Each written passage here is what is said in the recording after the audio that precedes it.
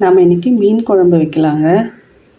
எலுமிச்சை அளவு, பெரிய எலுமிச்சை சைஸ் அளவு புளி எடுத்துருக்கேன். ஊற வச்சுக்கலாம். கூட தேவையான அளவு உப்பு போட்டு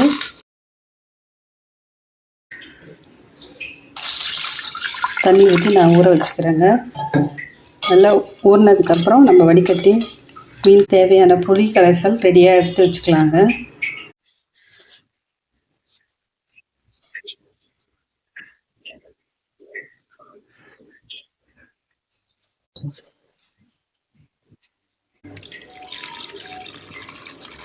நான் புளியை நல்லா ஊற வச்சு 3 தரம் 4 தரம் தண்ணி சேர்த்து நல்லா வடிகட்டி எடுத்து வச்சுக்கிறேங்க.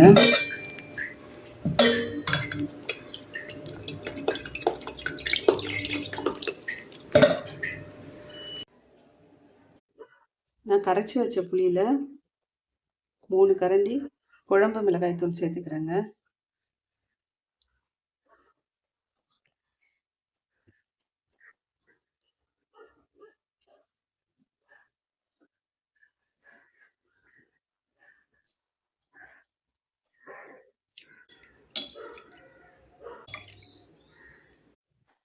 மீன் குழம்பு செய்ய நான் ஸ்டவ் ஆன் பண்ணி ஒரு சட்டியை வச்சுக்கிறேங்க. அதுக்குள்ளே தேவையான வெங்காயம், தக்காளி, கருவேப்பிலை ரெடியாக வச்சுருக்கேங்க. தாளிக்கிறதுக்கு கொஞ்சமாக வடகம்.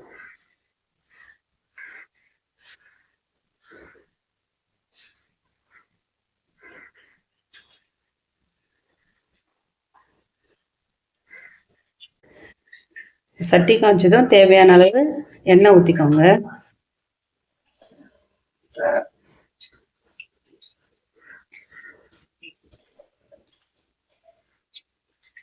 எண்ணெய் காய்ச்சதும் வடகம் போட்டுக்கலாம்.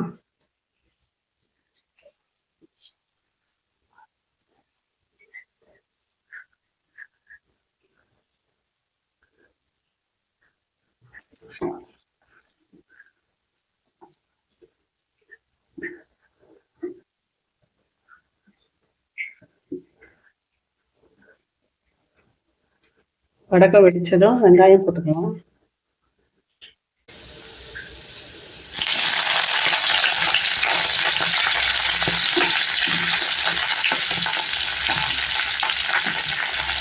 கூடவே நான் கருவேப்பிலையும் போட்டுக்கிறேன்.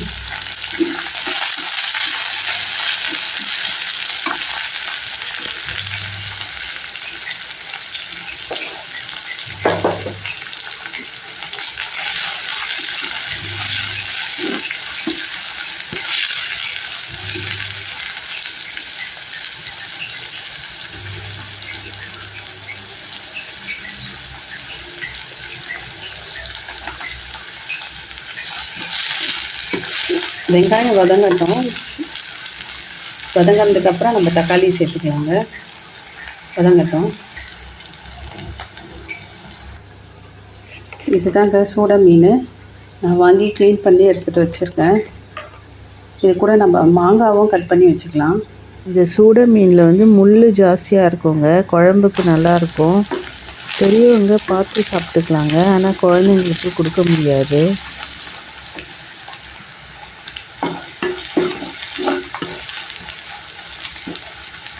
இப்போ நம்ம தக்காளியை சேர்த்துக்கலாங்க.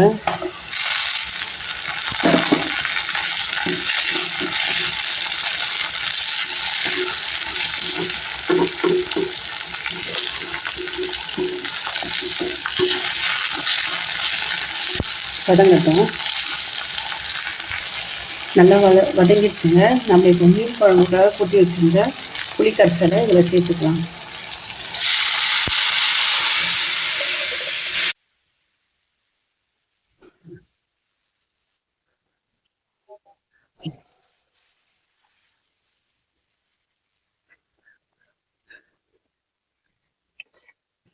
மூடி போட்டு கொதிக்க வச்சிடலாங்க.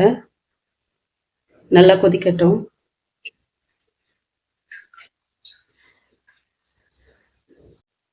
குழம்பு திறந்து பார்க்கலாம். நல்லா கொதிச்சிடுச்சுங்க. ஓரத்தில் நல்லா எண்ணெய் சேர்ந்துருக்கு. இப்போ நம்ம எடுத்து வச்ச சூட மீனும் மாங்காவும் போட்டுடலாங்க.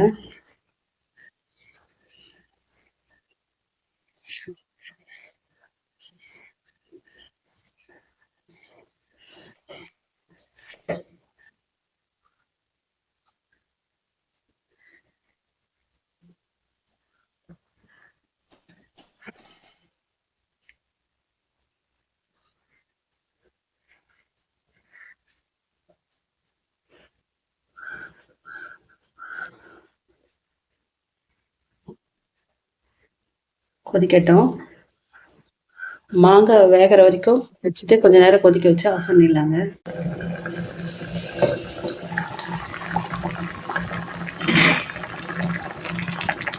ரொம்ப கொதிச்சிச்சுங்க. மாங்காவும் வந்துடுச்சு. சூட மீன் குழம்பு தயார். நீங்களும் இது போல் ட்ரை பண்ணுங்கள். இந்த வீடியோ பிடிச்சிருந்தா லைக் பண்ணுங்கள், ஷேர் பண்ணுங்கள், கமெண்ட் பண்ணுங்கள், சப்ஸ்கிரைப் பண்ணுங்கள். தேங்க்யூ.